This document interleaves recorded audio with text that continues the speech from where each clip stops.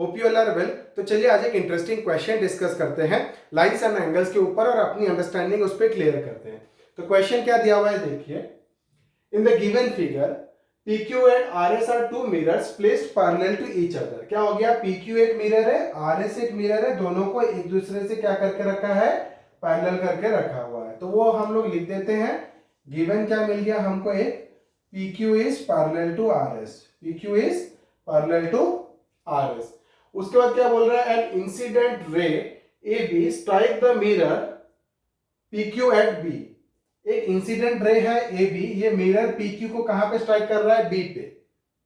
तो देखिए हमने अपने साइंस क्लासेस में पढ़ा है कि अगर एक मिरर पे, एक मिरर है उस पे एक इंसिडेंट रे गिर रहा है, ठीक है ना, नहीं तो अगर at the point of incidence अगर हम लोग एक नॉर्मल बना दें तो क्या हो जाएगा, angle of incidence is equal to angle of reflection. तो इंपॉर्टेंट क्या है, point of incidence. Point of incidence मतलब क्या हो गया, AB जो रे है, AB जो रे है वो इंसिडेंट रे है, तो पॉइंट ऑफ इंसिडेंस क्या हो गया, B।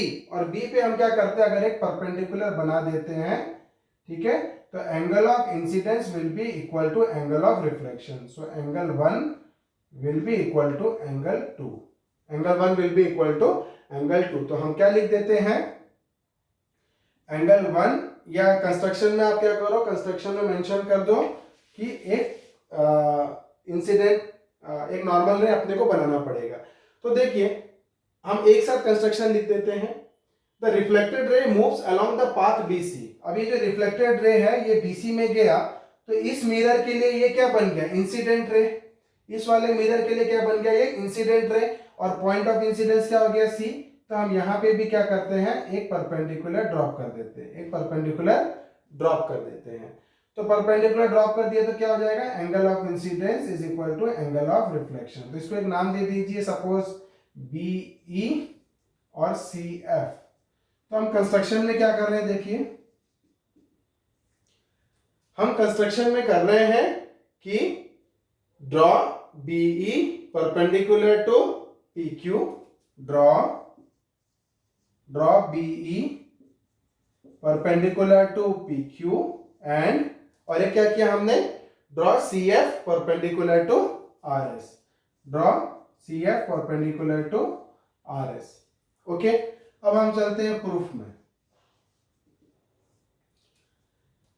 अब देखिए हम क्या कर रहे हैं, ये नॉर्मल रे बना दिए, क्या बना दिए, नॉर्मल रे। तो क्या हो जाएगा, देखिए angle 1 is equal to angle 2, angle 3 is equal to angle 4। इसका रीजन क्या हो जाएगा, because angle of incidence is equal to angle of reflection, is equal to angle of reflection. So angle of incidence is equal to angle of reflection. तो 1 equal to 2 हो गया, 3 equal to 4 हो गया। अब question में क्या दिया हुआ है, देखिए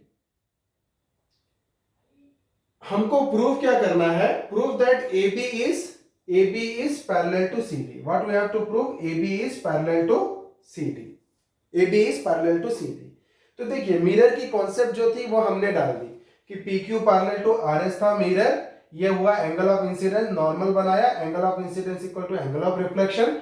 फिर यहाँ पर ये हो गया पॉइंट ऑफ इंसिडेंस, तो यहाँ पे नॉर्मल बनाया, angle of incidence equal to angle of reflection, ये दोनों हो गया नॉर्मल रे। ठीक है, अब हमको क्या प्रूफ करना है, AB is parallel to CD। Proof क्या करना है, AB is parallel to CD। तो देखिए AB parallel to CD proof करने के लिए क्या चाहिए, ये पूरा एंगल 1 + 2 इज इक्वल टू 3 + 4 हो गया, तो ये क्या बन जाएगा, ऑल्टरनेट इंटीरियर एंगल्स। तो AB पैरेलल टू क्या हो जाएगा, CD हो जाएगा। ऑल्टरनेट इंटीरियर एंगल्स हमको इसको क्या करना पड़ेगा, प्रूफ करना पड़ेगा।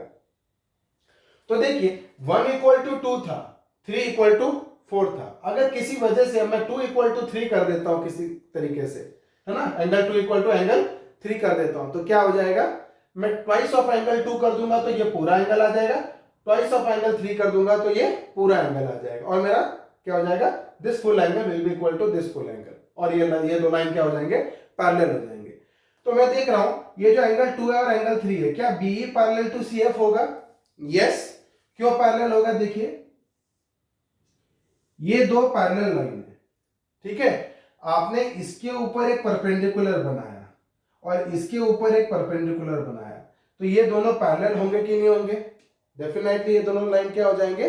पैरेलल हो जाएंगे। कैसे? देखिए, क्योंकि perpendicular drawn in between two parallel lines are parallel to each other. Perpendicular drawn in between two parallel lines are parallel to each other. कैसे हो जाता है पैरेलल? देखिए, सपोज आप इसको एक्सटेंड कर दो, हम लोग ई को यहां तक लिए, सपोज ई को हम एक्सटेंड करके यहां तक ले लेते हैं, ओके, और ये जो एफ लिए थे उसको एक्सटेंड करके हम लोग यहां तक ले लेते हैं, ठीक है। अब ये 90 था, ये भी क्या था, मैं इधर बताता हूँ, वो फिगर खराब हो जाएगा, मैं इधर बताता हूँ। देखिए, ये वाला ऐसे हो गया, तो ये 90, ये परपेंडिकुलर था, ये 90 हो गया, ये परपेंडिकुलर इधर हो गया तो ये 90 हो गया, ये परपेंडिकुलर इधर हो गया तो ये 90 हो गया, ये हो गया तो ये इधर 90 हो गया।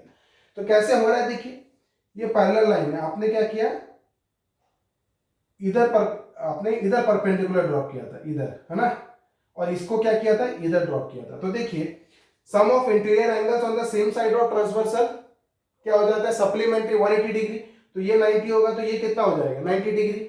सिमिलरली ये 90 होगा तो ये कितना होगा, 90 डिग्री। ये क्या बन गया, रेक्टेंगल बन गया, ये स्क्वायर बन गया। तो opposite sides are parallel to each other.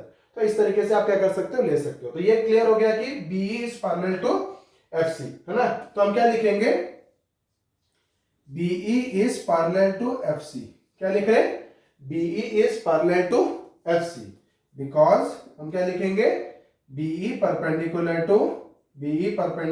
to PQ, CF perpendicular to RS, and क्या हो रहा है, PQ is parallel to RS। तीनों में लिख दिया, PQ is parallel to RS। इसलिए क्या हो जाएगा, इसलिए कि ये दोनों पैरेलल हैं और उन दोनों के ऊपर इन दोनों को परपेंडिकुलर गिरा है, तो क्या हो जाएंगे, BE parallel to FC हो जाएगा, BE parallel to FC हो जाएगा। अगर एक बार पैरेलल ये हो गया तो एंगल 2 इक्वल टू एंगल 3 हो जाएगा कि नहीं, क्योंकि देखिए BE पैरेलल टू FC हो गया और BC क्या बन गया, हमारा ट्रांसवर्सल। तो BC हमारा ट्रांसवर्सल बन गया, तो this angle is equal to this angle, क्यों, because alternate interior angles. So angle 2 equal to angle 3, which implies हम क्या लिखेंगे, angle 2 is equal to angle 3, क्यों, alternate interior angles are equal. और एंगल 2 इक्वल टू एंगल 3 हो गया, angle 2 equal to angle 3 हो गया, बट मेरे को क्या करना है, ये फुल एंगल चाहिए था, AB पैरेलल टू CD मेरा टारगेट था। तो फुल एंगल चाहिए, तो 2 में ये एंगल 2 को ट्वाइस कर दूंगा तो ये पूरा एंगल आ जाएगा, एंगल 3 को ट्वाइस कर दूंगा तो ये पूरा एंगल आ जाएगा। तो मैं क्या कर रहा हूं, multiplying two both sides, twice of angle 2 is equal to twice of angle 3, और ट्वाइस ऑफ एंगल 2 कितना बन जाएगा, ABC, है ना, ये कितना बन जाएगा, ABC, और ट्वाइस ऑफ एंगल 3 कितना बन जाएगा, BCD, कितना बन जाएगा, BCD। बट ये क्या है, these are alternate interior angles, but these form alternate interior angles। तो हम क्या लिख रहे हैं, but these form alternate